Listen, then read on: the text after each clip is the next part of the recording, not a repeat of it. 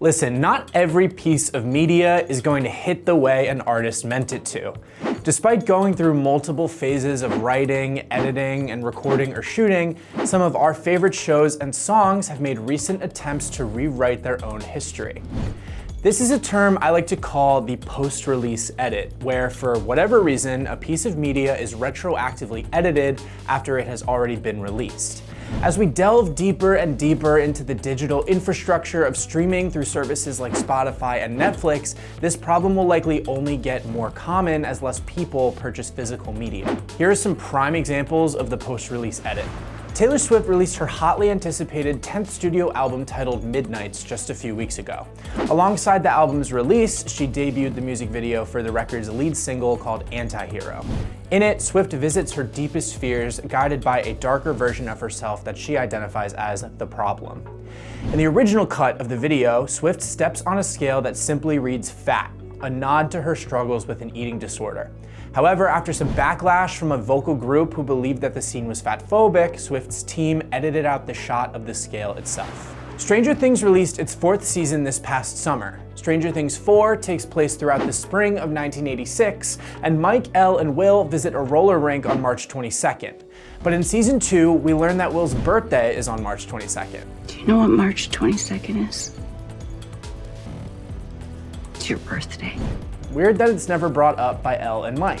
Well, it turns out that the Duffer Brothers actually forgot when Will's birthday was and considered editing Will's birthday to May 22nd in past episodes. We wrote his birthday 6 years ago. I don't remember, and I don't sit down and rewatch my seasons.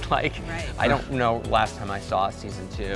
While the Duffer Brothers chose to leave that discontinuity in the series, they did admit in an interview with Variety that they did edit something in season 4, volume 1 after it had been released, but didn't specify what it was. If you watch season 4 the night it came out versus if you watched it one day later, Friday, it's different. People across the world were eagerly awaiting Beyonce's first original studio album in 6 years, titled Renaissance. Well, everyone except R&B singer Kellis. You probably know her song Milkshake. My milkshake brings all the boys to the yard, and they're like, it's better than yours, damn right, it's better than yours, I could teach you, but I have to charge. And track 5 on Renaissance, titled Energy, actually features an interpolation of the Kellis song, but Kellis was not aware of this when it was released.